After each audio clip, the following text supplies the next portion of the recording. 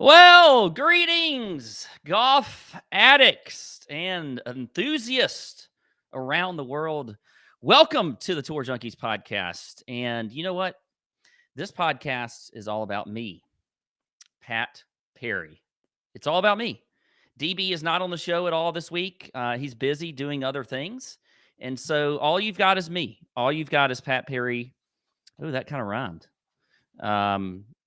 And it's going to be a good show. We got a lot of things to talk about. I'm kind of making this show a little different, though. Okay.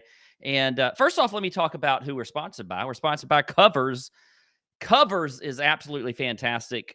Cannot just thank them enough for being the presenting sponsors on the show this week. Covers is fantastic. I mean, you're talking about NFL right now. It's full swing, college football, the major league playoffs are going on. Really, the World Series is going on right now, and my Braves lost last night. I didn't like that. They're back in Houston. So you got Major League Baseball you can bet on. You got NHL, you got NBA, all of that stuff. And Covers.com is where you go to start your betting process. You know, Covers is going to make you a smarter bettor. That's what we're all trying to do. I'm trying to do it daily, okay? Last week I sucked when it came to my Bermuda picks. They were awful. So I go to Covers, and I'm going to be better by going to Covers.com. I mean, you get up-to-the-minute odds is on any sport that you want to talk about, industry-leading matchup pages for handicapping games, expert analysis for dozens of games each day. Covers.com is the place for people who love sports and love to win. That's what I love. I love to win. Winning starts at Covers.com. So thanks, Covers, for presenting the show this evening. And you know what? We're combining the show again, just like last week. We are going to be talking your betting picks, your DFS picks. But here's the thing. Here's how I'm switching it up. We're basically going to have Fantasy Golf Sommelier live this evening, okay? All right? So each week, I do a video called the Fantasy Golf Sommelier. Now, sometimes, like in the swing season right now, it's kind of hit or miss whether or not I'm going to do the video. Next year, when we get into the full season in 2022, there'll be one every week, okay? But I have a way that I do the Fantasy Golf Sommelier. I have your Sutter Home pick of the week, which is basically your cheap play. I have because Sutter Home is really cheap, crappy wine. Okay. But I mean, not crappy. It's good. It's okay. But these are my value plays when I do the Sutter Home. And then I'm going to give you the Boone's Farm fade of the week. If you've never had Boone's Farm, it's awful. Go to a gas station. That's pretty much the only place you can get it. And you'll know what I'm talking about. So I'm going to have my fades. And then I'm going to have the Pop the Court plays of the week. It's going to be a little bit different how I'm doing it tonight. But so stay tuned for that. And it's going to be exciting. What am I drinking on? Okay. I'm going to interact with the chat a lot tonight because it's just me. So I can do that. I got a little Wild Leap beer, and it's really good. I'll show it to you. This is the local gold blonde ale. Pretty simple, but it's good. And you know what? It showed up in my local grocery store this week. So I was pretty excited about that. Anyway, you know, I don't want to talk too much about Bermuda, mainly because the guy that I faded out of all the freaking players in that tournament, although they were losing players left and right, I think they ended up with like 120 starting. Lucas Herbert, or Earbert, as DB likes to say, won the damn tournament, and he was one of my fades. So that was pretty bad. And you know what? That happens. Okay. That happens. Sometimes, you know, DB's doing the chalk bomb right now. I think he's already picked a winner, you know, on the chalk bomb. So sometimes these things happen. And I don't know how well my other plays were, but whatever. I don't care. By the way, we had a Nut Hut winner again last week, like we do every week. Wine and Shine 247. Won the Nut Hut Listener League, which is fantastic. Good for Wine and Shine 247. So if you're not doing the Nut Hut League, first off, you got to get in the Nut Hut, okay? Here's what it is. Every week, we do a contest only for Nut Hut members.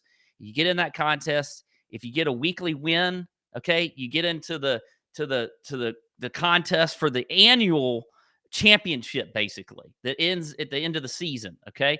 And that winner gets an all-expenses-paid trip to either Augusta or Savannah to play golf with us, to have some fun, to have some drinks, and to have... Josh Kistler won. I did not know that was your DK name, Josh. I can't believe that. Well, good. See, Kistler's great. I mean, he knows more than wine. He knows more about wine than I do, really. But I am the fantasy golf sommelier, so I can do it whatever I want, say what I want when it comes to wine. What else, Sam? I don't know if there's anything else that I want to talk about as far as Bermuda's concerned. It really was, it is what it is. Congrats to Lucas Herbert. By the way, I had a ticket. I did have a bet on Taylor Pendrith, and I don't know what the hell Taylor Pendrith did down the stretch because I wasn't watching it, but it was awful. I mean, that was terrible. His, it's like welcome to the PGA Tour. Okay, so you get these college players, they get to the NFL and they get hit. They just like some freaking 250-pound linebacker that can run 4.0 speed, hits them and almost kills them. That's what happened to Pendrith. He was welcomed to the PGA Tour having a lead on Sunday, and he failed that test. But you know what? I think he'll come back. I think Pendrith will come back. He's a good player.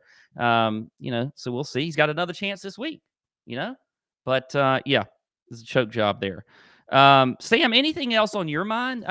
Sam's helping me out tonight, and I'm glad to have him. And, yeah, no, nothing else on my mind. I was surprised Pendrith didn't shut the door on Sunday.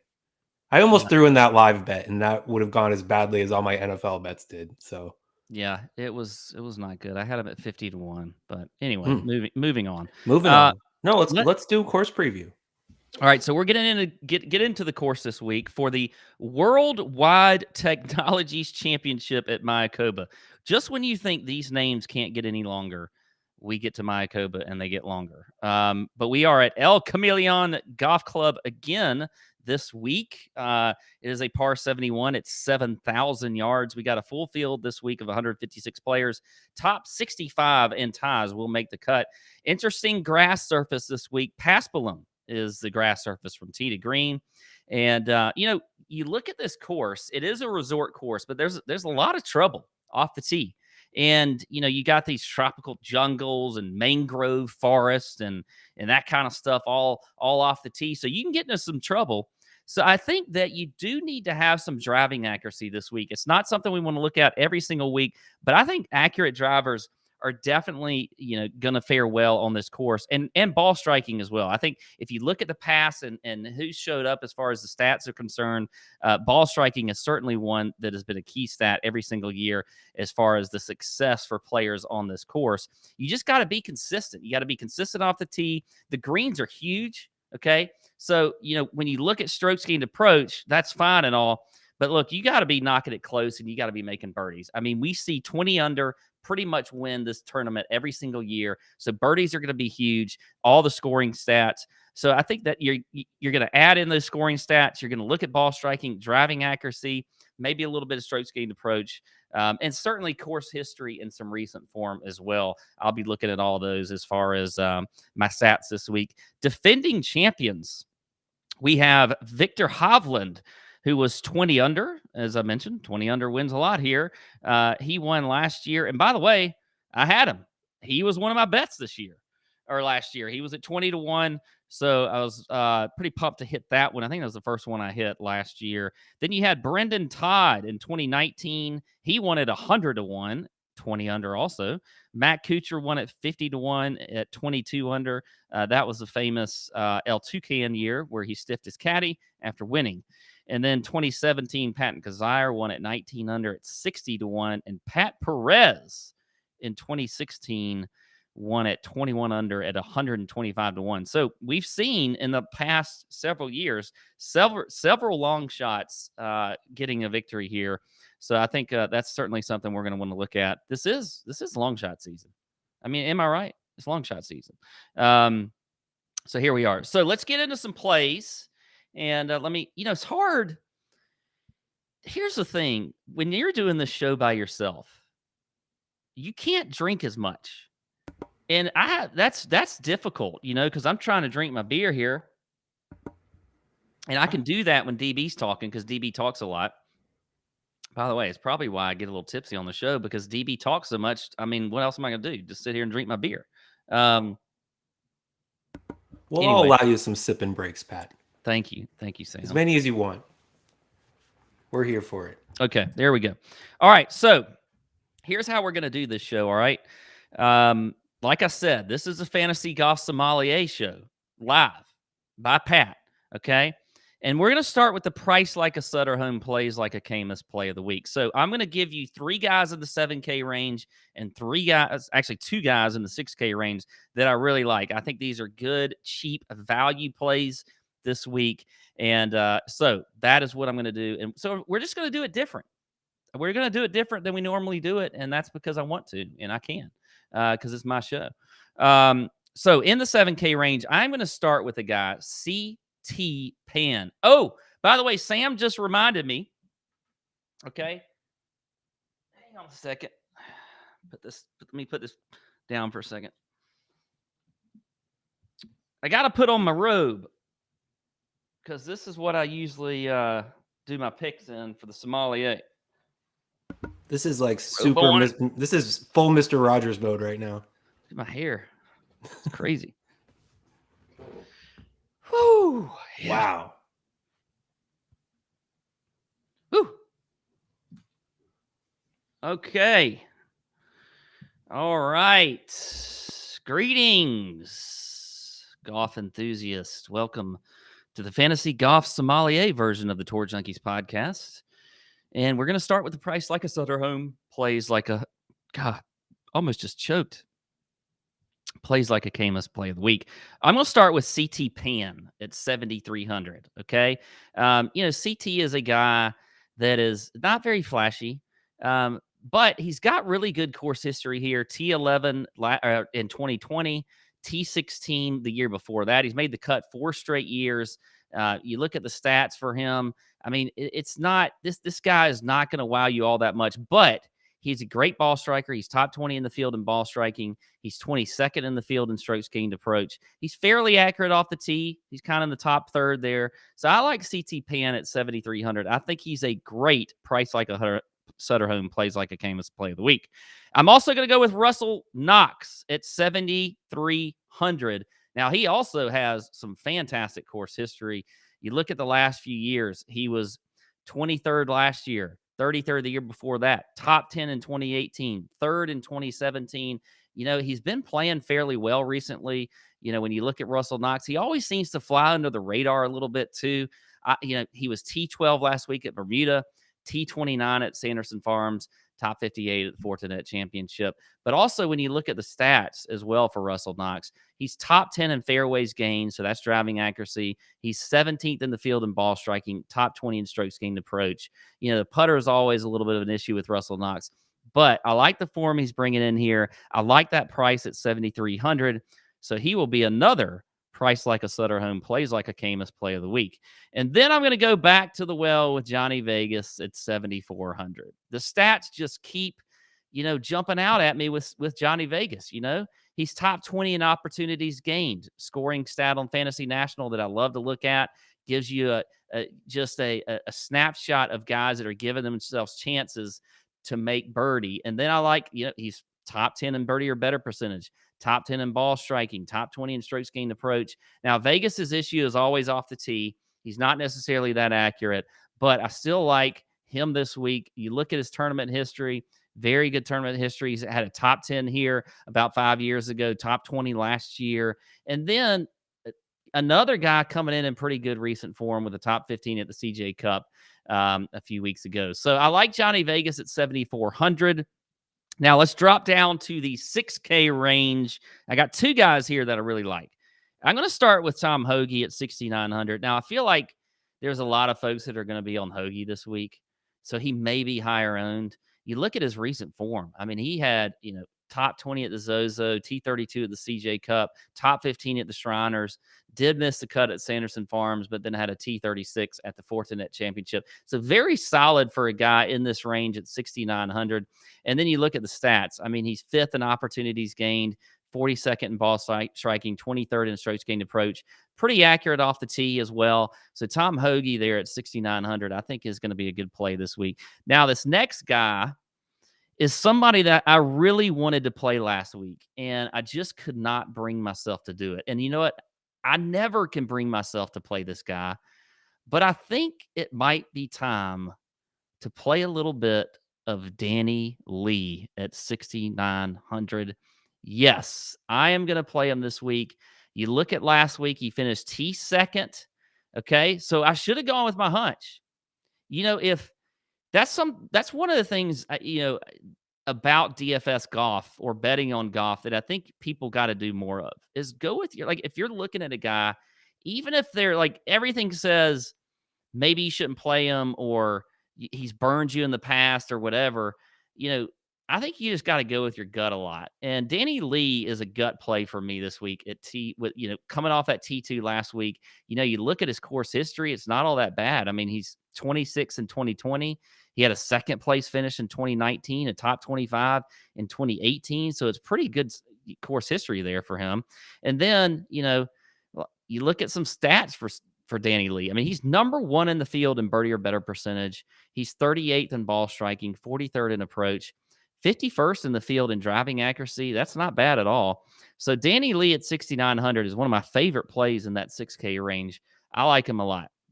Now, let's move on to your favorite Boone's Farm fades of the week. Now, on the video that I do weekly, I usually give one in each category. So the video comes out usually on Tuesday night, Wednesday morning. I record it Tuesday night, so probably Wednesday morning. I'm going to give you one Price Like a Sutter home. I'm going to give you one Boone's Farm fade of the week, usually a guy that I think is going to be higher owned, and I'm going to fade him. And then I'm going to give you the Pop the Cork play of the week. Now, I'll talk about the Pop the Cork play of the week in a minute, but let's get into the Boone's Farm's fade of the week. And I'm going to start, I'm going to start up top in the 9K and above range. And I think this one is fairly obvious. I think you know where I'm going to go here. And that's going to be Brooks Koepka at 10,000. Look, Brooks and Jenna are this is vacation mode time for them, okay? They're in Mayakoba. Jenna is on a poolside somewhere having Brooks take pictures of her, okay? He's wearing thongs. He's doing everything else besides playing golf. I don't like him at all this week. He is Brooks Koepka. He's a great golfer. I get it. But we know his history when it comes to events like this. He just doesn't really get up for him. I mean, and you look at the history here, missed the cut last year the first time he played it. Okay. So that gives you a little bit of information on how he felt the last time he played here. I mean, he hasn't really, to me, been in all that good of form recently. I mean, he's played the Shriners and was T67.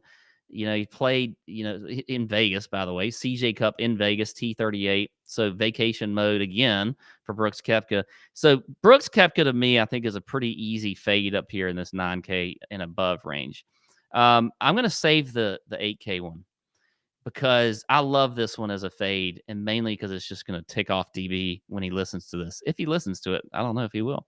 But in the 7K range, I feel like Joaquin Niemann is going to be talked about a lot this week. I think that price is a good price for him, and I think there's some value there for sure. But I have a feeling that he could be just way too highly owned this week, and I'm going to fade Niemann. I don't like him this week. You look at his recent form; it's not all that great.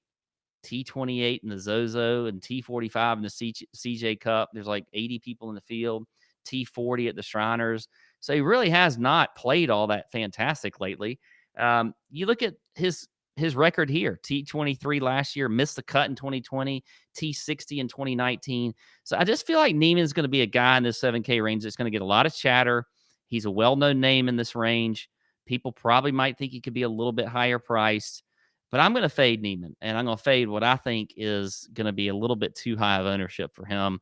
By the way, I mean, the stats aren't fantastic for him either. I mean, nothing. I mean, the best, what I'm looking at between opportunities gained, birdie or better, fairways gained, ball striking, approach, the best he is 52nd in ball striking. That's it. He's 102nd fairways gained. He's 70th in birdie or better percentage, 73rd in opportunities gained. I just don't see it with Neiman this week. So he is going to be a Boone's Farm fade of the week. Now, in the 8K range, drum roll, please. I am fading, and I think this guy is like, so Boone's Farm has all these flavors, okay? Some they're all crappy, okay? But I think they got like an orange flavor or something that's just even more crappy, and it's supposed to be a wine. It's supposed to be a wine. Um, so this is the orange flavored Boone's Farm, and that is going to be Maverick McNeely at 8,500. A DB just fell out in his chair because he loves some Maverick McNeely. But you know what? I'm going to fade him this week at 8,500. I don't like the price. You look at his stats; they aren't that great this week. I mean, he's 82nd in the field in birdie or better percentage, 73rd in driving accuracy. He's 81st in the field in strokes gained approach. By the way, Sam's telling me it's the Boone's Farm Orange Hurricane. Okay, so Maverick McNeely is the Orange Hurricane play of the week, and I don't like him at all. I think he's going to be way too highly owned. And look, I know he's been playing pretty well lately, and a lot of people have been on him. I mean, they've kind of ridden him since that second place finish at the Fortinet Championship. But here's what he gave you. He gave you a miscut at the Shriners right after that. He gave you a T38 and a T25 at the Zozo and the CJ Cup. Nothing really to write home about. So I'm not gonna fall into the Maverick McNeely trap this week, and I will fade him. So there you go. Those are the Boone's Farm fades of the week: Brooks Koepka, Maverick McNeely, and Joaquin Neiman. Okay, time to sip a little beer. A little Wild Leap. It's good stuff. Okay, let's go on to the Pop the Cork plays of the week. All right. So when I do the Fantasy Golf Sommelier video, the Pop the Cork play is the guy that I'm popping a cork on that I really kind of came on to later in the week, that I didn't talk about on the podcast, that I haven't seen much chatter about, but a guy that I think can pop, and a guy that he's sort of like the Danny Lee, although usually I take a higher price guy. But it's kind of like the Danny Lee, a guy that just kept popping for me when I was looking at stats, when I was looking at form and history and all that kind of stuff. I'm going to go that's typically who my Pop the Cork play is going to be. Now, this week I'm changing it up a little bit because I do want to give you some good plays in the 8K range and the 9K and above range that I do like. So some of them may be higher owned than I usually like them to be for the Pop the Cork. I don't know. I haven't looked at anything as far as ownership projections. So I'm going to start with last year's winner. Victor Hovland at 10-9. I like him again this week. I'm not afraid of taking a guy to go back-to-back as far as winning. Obviously, he knows the course well and played well here last year. You look at the stats. I mean, he's basically number one across the board for me. Opportunities gained. I mean, top 25 in opportunities gained, birdie or better percentage, fairways gained, ball striking, and approach. I love some Victor Hovland this week, and I'm going to play a lot of him. He's at 10-9. Now, the next guy that I'm going to go with is Aaron Wise at 9,600. How can you not like Aaron Wise? He's in good form.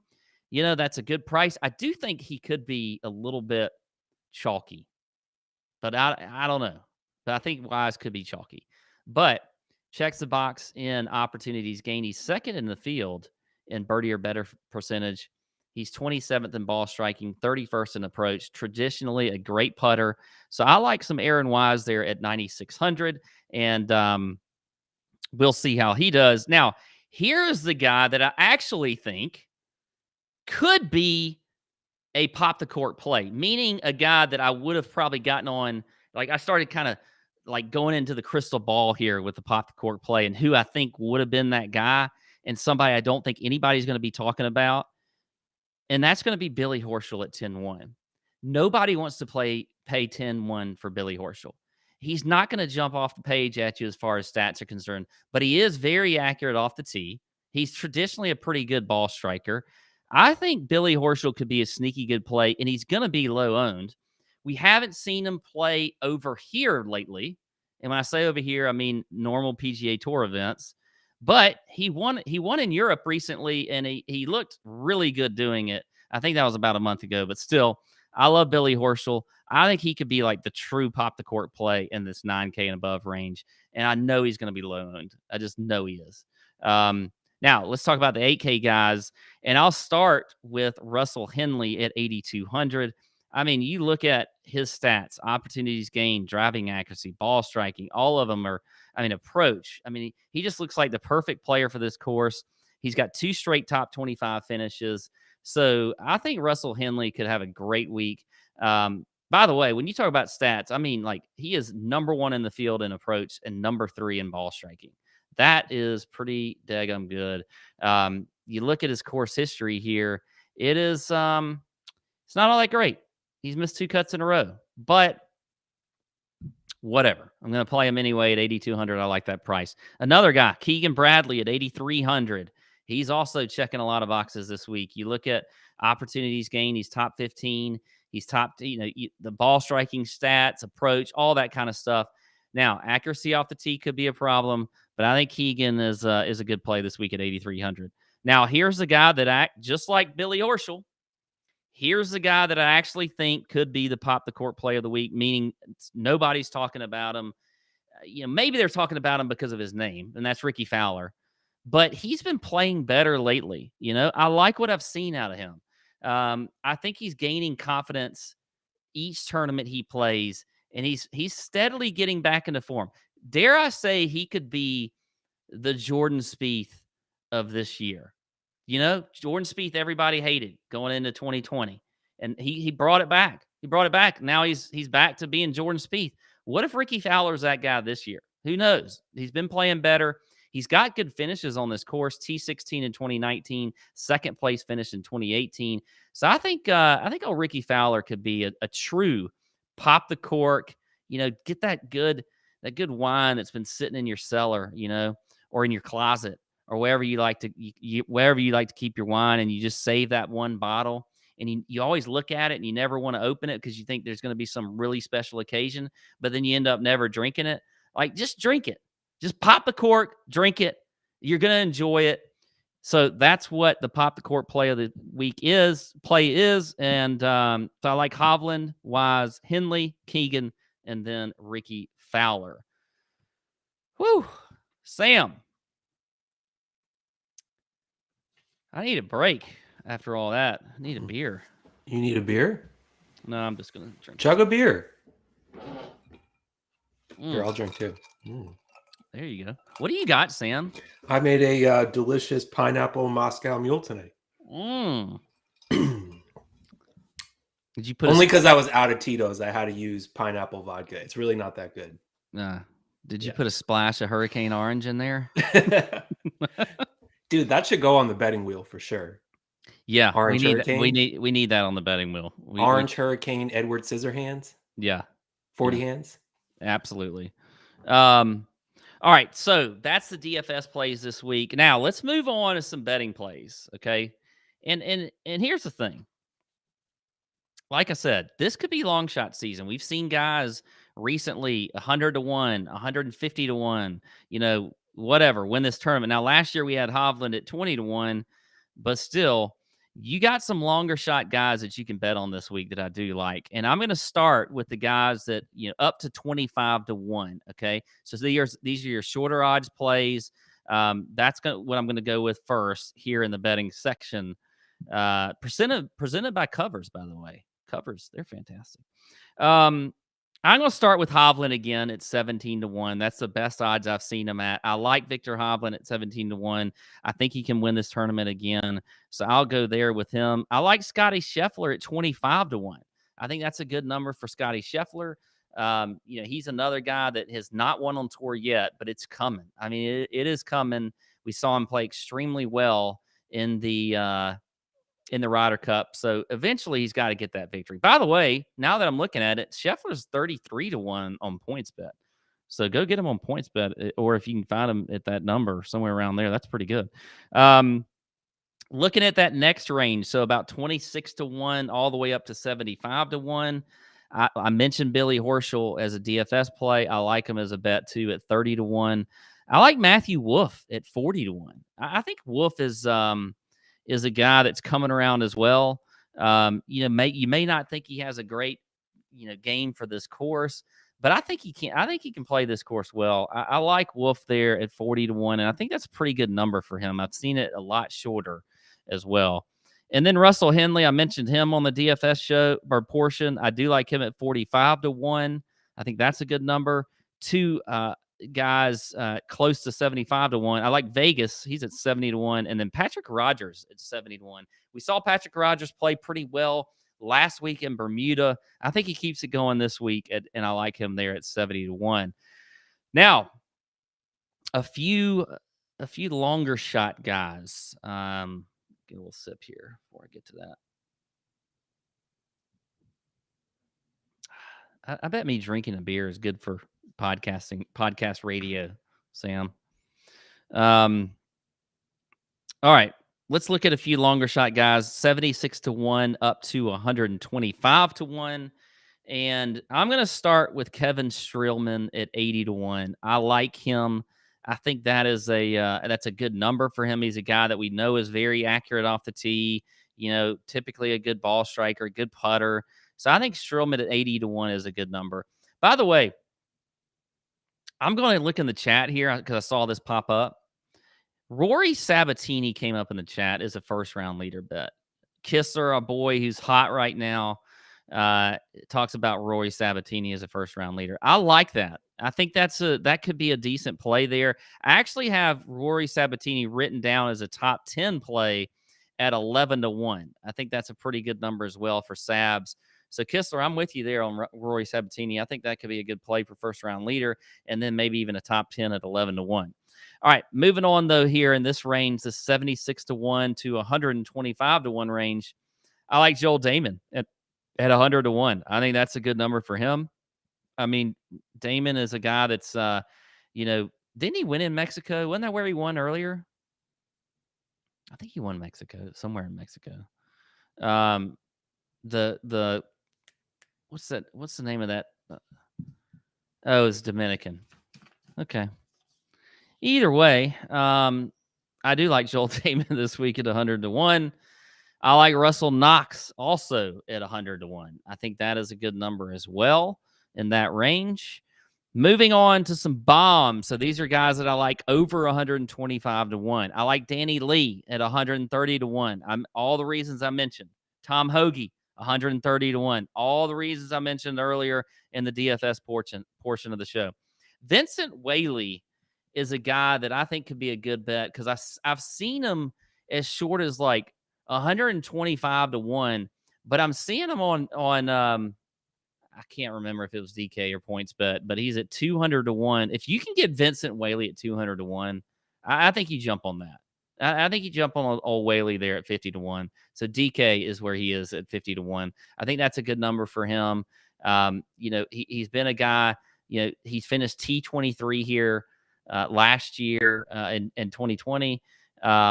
He's played a little bit better lately. You look at last week, he was T7 last week, T65 at the Sanderson Farms. So I think Vincent Whaley at 200-1 is just way too long for him. So I like that number for him. And by the way, he's 125-1 on points bet. So you can get him at 200-1 on DK. That's a pretty good differential there. Let's look at a few top 10s that I like this week.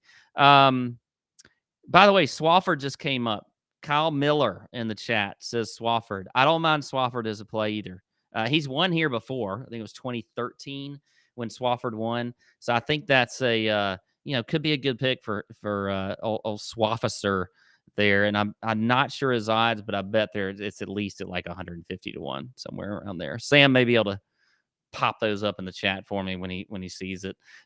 Looking at some top 10s though, I like Shane Lowry 3-1. I like Mito. Wow. Okay. Swafford is 310-1 on FanDuel. So, damn, it's pretty good. I like Mito Pereira at 45 or plus 450. I like Johnny Vegas at plus 500. These are top 10s, by the way. I like Chris Kirk at plus 700. I think this is a good course fit for him. I mentioned Knox as a outright bet. Well, if you're in a lot of these outright bets, and I talk about this most weeks, if you don't want to take, those long odds, then look and see what their top 10s or their top 20s are. And if you like those numbers, then just go ahead and do that. So I like Russell Knox at plus 700 as well. And then who else? I got Sabatini. I mentioned him at 11-1. And then Vincent Whaley is 14-1. So I think that is a really good number for him to finish in the top 10. And what else? Let's look at a few top 20s. Let's go to some top 20s. Pat, I got a question for you. Yes. Am I crazy to throw a flyer on Cooch? I mean, no.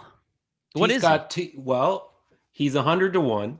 Okay. He's 7-1 for a top 10, and he's got finishes T36 at Fortinet, T35 at Shriners, and he finished in, I believe, the top 10 at Mayakoba last year after he won.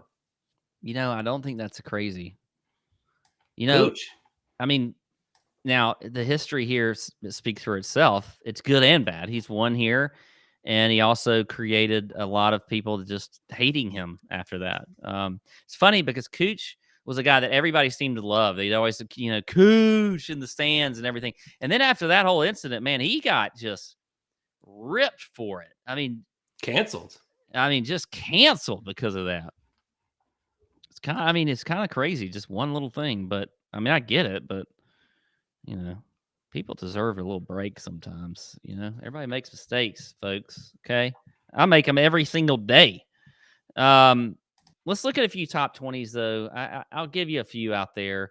These odds are all going to be in that like plus 200 to maybe up to like plus 600 or so. But so I don't really take a whole lot of top 20s, but I think there are some, if you like these kind of bets, that you can look at. I think Johnny Vegas plus 230. I like Patrick Rogers plus 260. I like Pendrith again this week plus 300. You know what? He may be leading going into the final day, but if you got him as a top 20, it doesn't matter if he chokes because he's probably not going to choke past out of the top 20. That would be incredible. But Taylor Pendrith there at plus 300. Chris Kirk is plus 300. I think that's a good play as well. A little bit longer. You got guys like Luke List at plus 650. I always say Luke List never wins anybody any money, but he did recently. So you getting him at plus 650. You're getting Hank Lebioda at plus 650. He had a really good stretch not very long ago. People are kind of forgetting about that, but he's a great ball striker. If he just gets that putter going, Hank Lebioda could show up and get you a top 20 as well at that plus 650 number. A couple more here. You got a Zach Johnson at plus 700. He's a guy that's just, he's a short knocking, accurate off the tee, hits greens, maybe can make some putts. I mentioned Vincent Whaley. He's at plus 650 as a top 10 as well. So those are just a few, or excuse me, as a top 20. So those are just a few that you could look at as far as bets this week. Now, I think, though, if I'm going to kind of wrap up the betting portion of the show and kind of give you my favorite plays here, okay? All right? And those are going to be, and it's just because I gave you a lot of names tonight. A lot of names, but I'll give you my favorites here in these categories. In the shorter odds, I mentioned Hovland at 17-1. I think, that's probably where I'm going to go and have a lot of money there on Hovland again at 17-1. So I'll go with that one there. I'm going to go with Russell Henley at 45-1. Love that play. Love that bet this week. I think when you're going a little bit longer, I love Streelman at 80-1 and Knox at 100-1. And then I have to say, my favorite play in as a bomb, maybe Vincent Whaley at 200-1. I think that's a fantastic play. And as far as top 10s at 14-1 for Vincent Whaley, I absolutely love that. And I love Russell Knox at 7-1 as a top 10. So those are the favorite plays brought to you by Covers this week. That went by kind of fast, Sam. I guess it goes by fast when you don't have somebody like DB talking. Half forever. speed. Yeah. At least. before we go on to the next segment, which is the ending segment. And here's another thing that I do every week. So I do the fantasy golf sommelier. Of course, I do the Tour Junkies pod with DB, but I do the fantasy golf sommelier.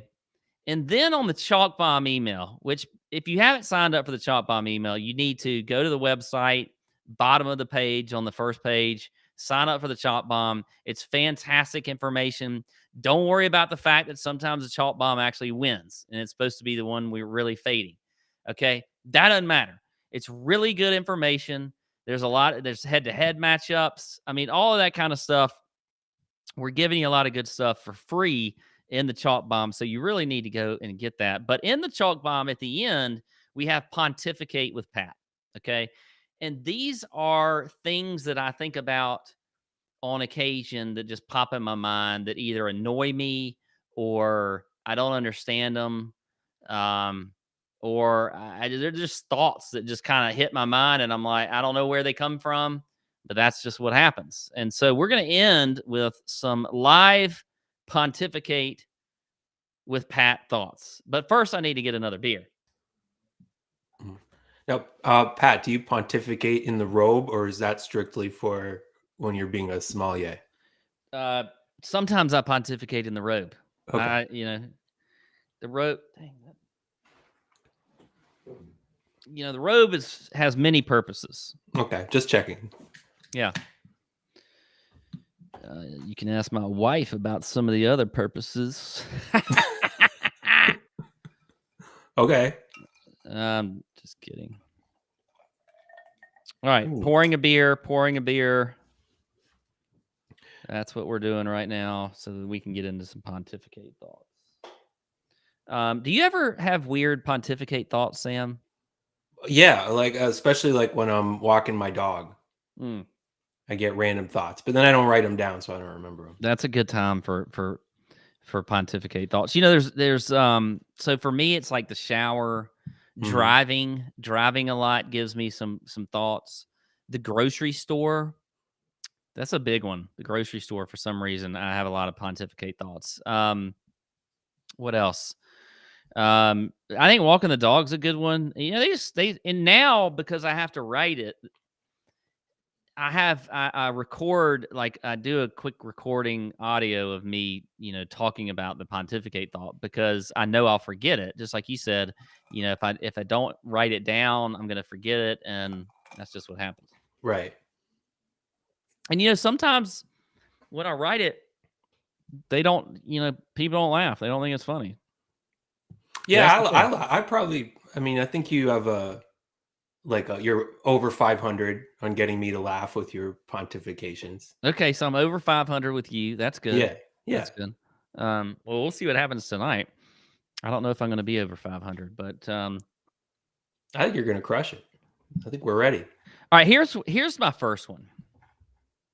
Tipping. What is going on with tipping in this country right now? Everything has to have a tip line on it. And it really bothers me. I mean, you're checking out at Subway and you got to click an extra button for the tip line, okay? Or something like that. I mean, before you know it, the grocery store is going to have a tip line on it when you're going through the grocery line. I don't understand it. Everybody needs a tip. Now, look, I'm a good tipper, okay? Good service. By the way, here's an example. Friday night, I meet some friends up at a bar in my neighborhood to go to watch the Braves game. I think I had two or probably three. I say two, but I think probably three liquor drinks. The guy charged me for one. So I gave him a $20 tip because I was like, he's cutting me a break. And so I'm going to give him a really big tip. I don't mind tipping. I really don't.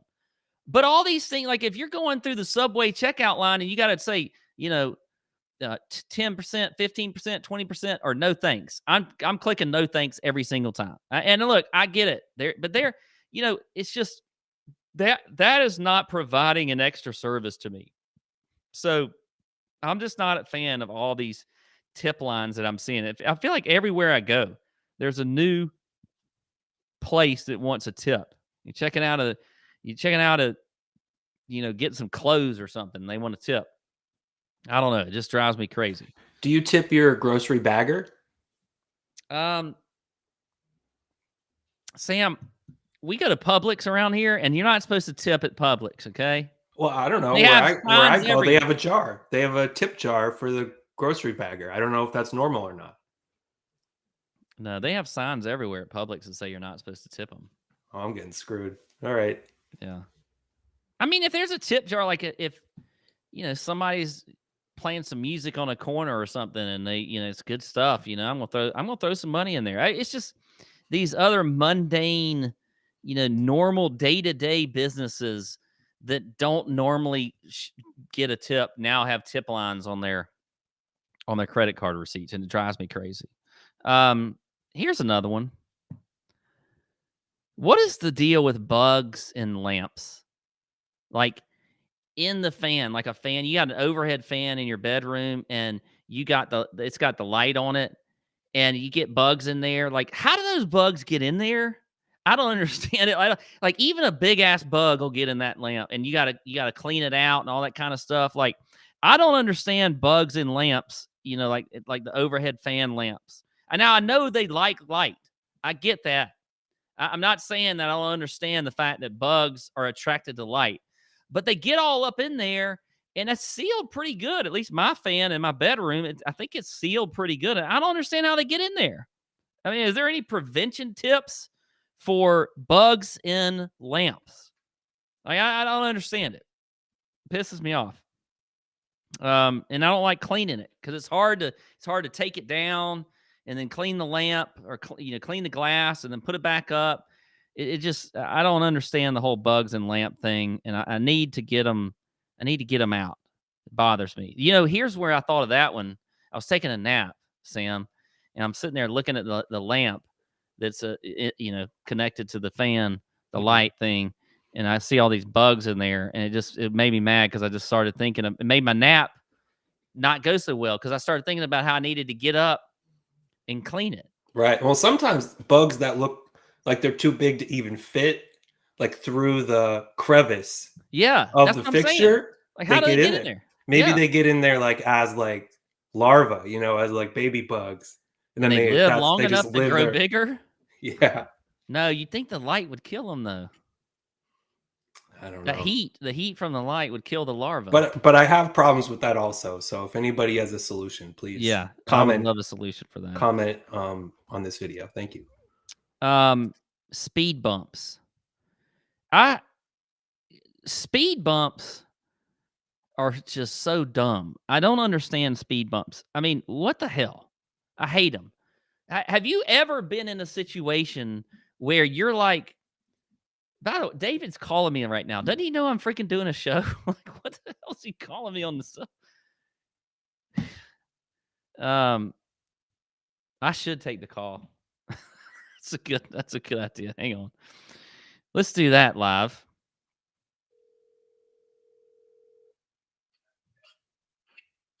Hey, Patrick.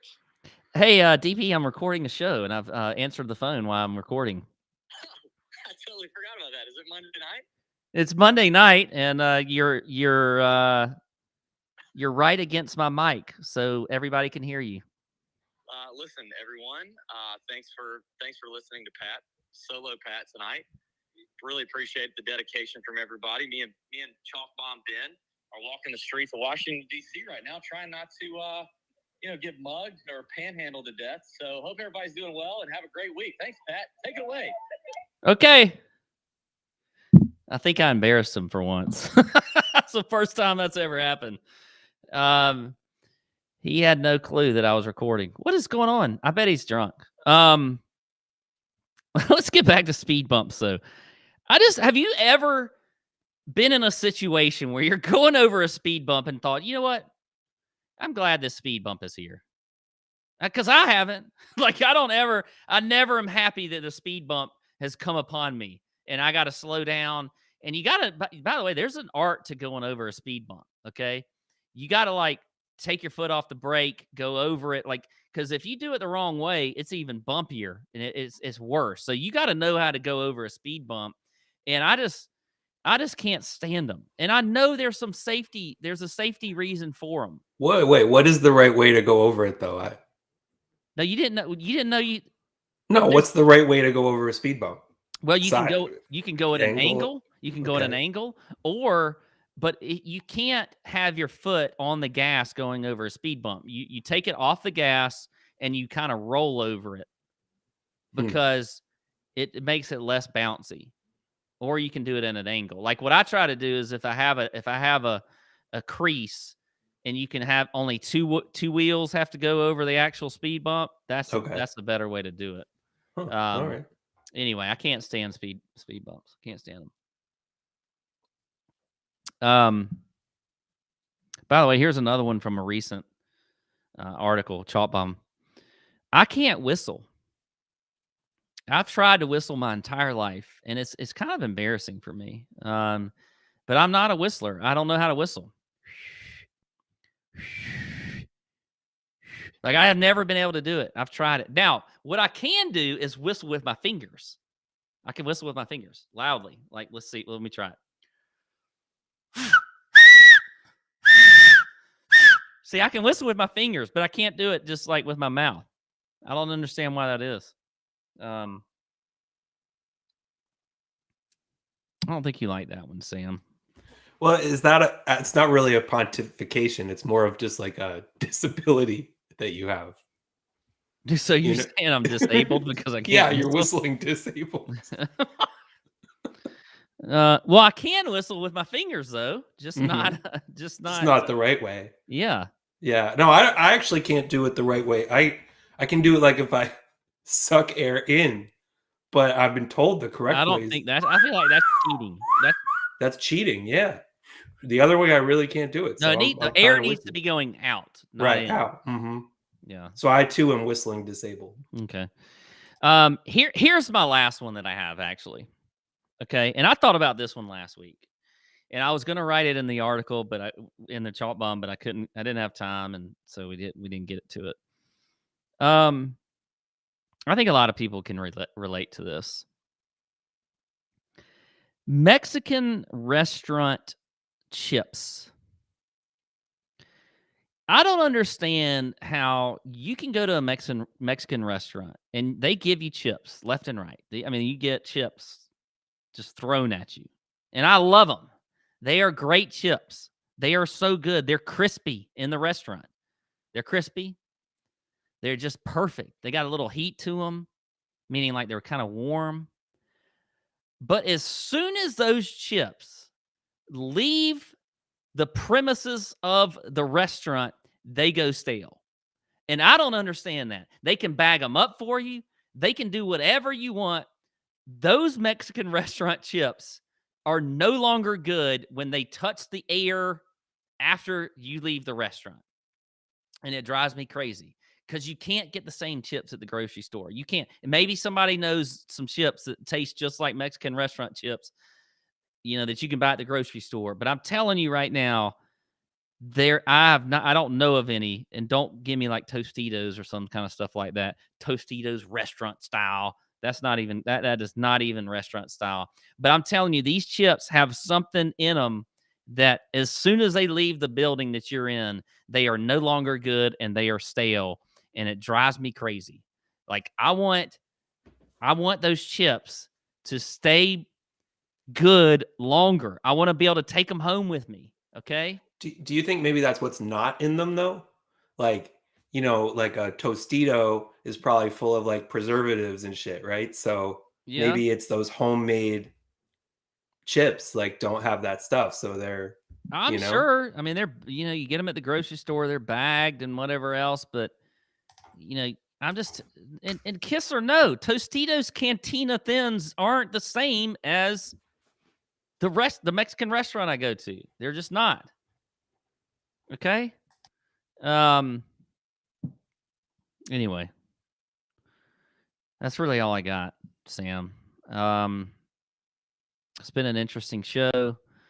I think that gave out some good plays for DFS plays, gave out some good bets. Appreciate anybody that stuck around to actually watch. But hopefully we get some some new listeners, maybe. I don't think we're going to get new listeners, but maybe we will. By the way, thank you to covers.com for sponsoring the show. They are a fantastic site. You got to go check them out, covers.com. It is unbelievable. We will have an article this week, a blog article on covers.com. We'll give you some head-to-head matchups and those type picks. So it will be another week. We're going to do that every week on covers.com. So you've got to check it out. And anyway, I appreciate everybody. And that's all I got. May your screens be green.